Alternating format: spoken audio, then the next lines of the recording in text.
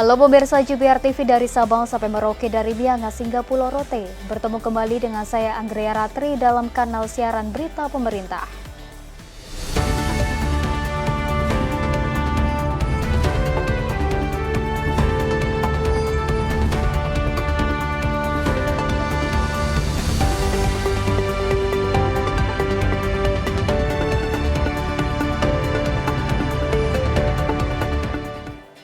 Kita ke informasi yang pertama pemirsa. Wakil Presiden Gibran Rakabuming Raka menyerahkan bantuan bagi warga yang melaporkan permasalahan melalui layanan lapor Mas Wapres di Istana Wapres Jakarta.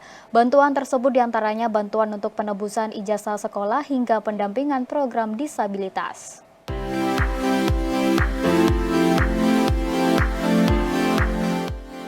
Sebagai salah satu tindak lanjut dari berbagai aduan yang diterima melalui program Lapor Mas Wapres yang diluncurkan pada 11 November lalu, Wakil Presiden Gibran Rakabuming Raka memberikan bantuan kemasyarakatan bagi sejumlah warga di Istana Wakil Presiden Jakarta.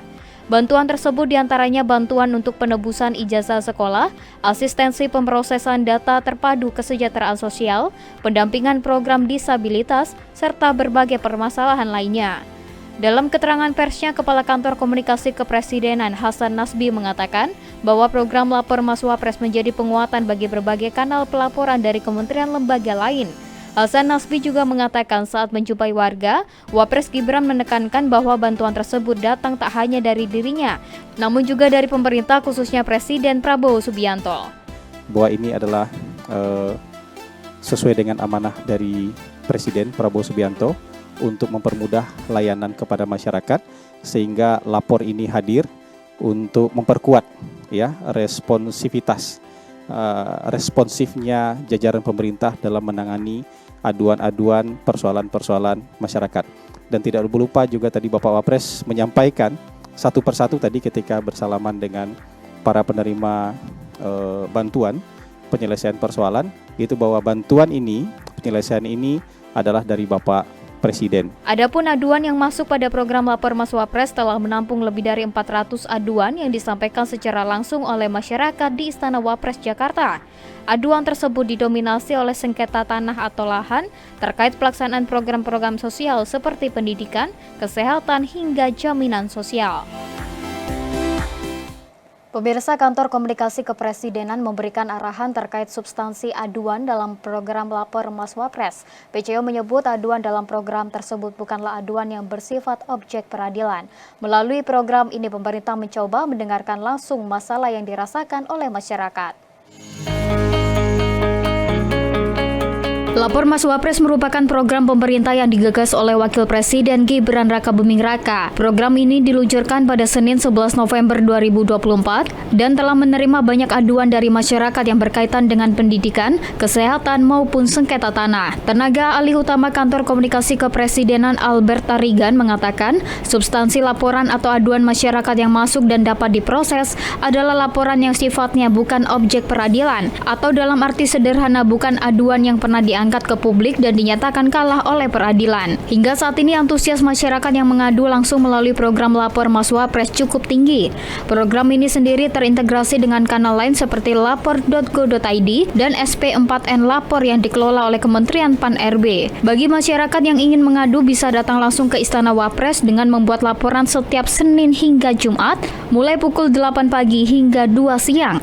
Masyarakat juga dapat melaporkan aduannya melalui nomor WhatsApp di 081117042207.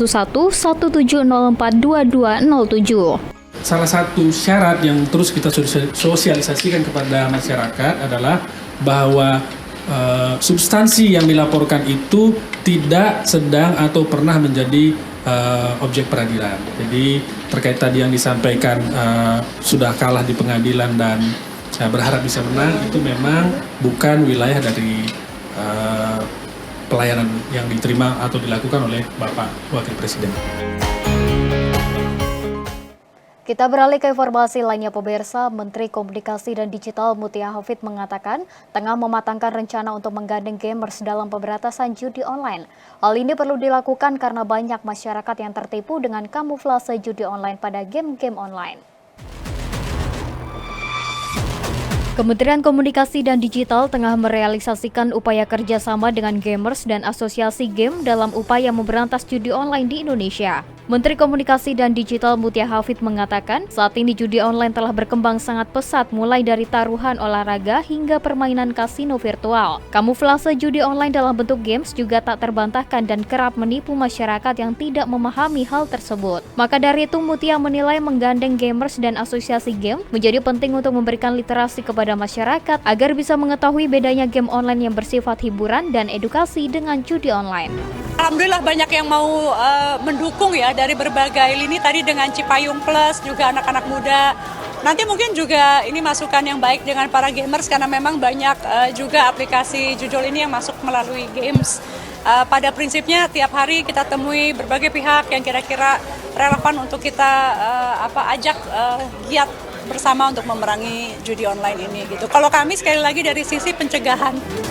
Selain melakukan kolaborasi dengan banyak komunitas untuk meningkatkan literasi digital, Kementerian Komdigi secara giat melakukan pemberantasan judi online di ruang digital. Secara akumulatif sejak 20 Oktober hingga 20 November 2024, Kementerian Komunikasi dan Digital sudah melakukan takedown sebanyak 325.385 konten judi online, dengan rincian 299.587 pada website dan IP, 14.116 konten atau akun pada platform Meta, 7.075 file sharing, 2.920 pada Google atau YouTube, 1.507 melalui platform X, 129 konten pada Telegram, dan 50 di TikTok. Kemkomdigi pun telah menyediakan berbagai kanal untuk masyarakat melaporkan konten negatif termasuk judul. Di antaranya adalah aduankonten.id melalui layanan WhatsApp di 0811 9224 545 hingga WhatsApp chatbot stop judi online di 0811 1001 5080. Pemirsa, sejumlah informasi akan kami hadirkan usai jeda pariwara berikut ini, tetaplah bersama kami.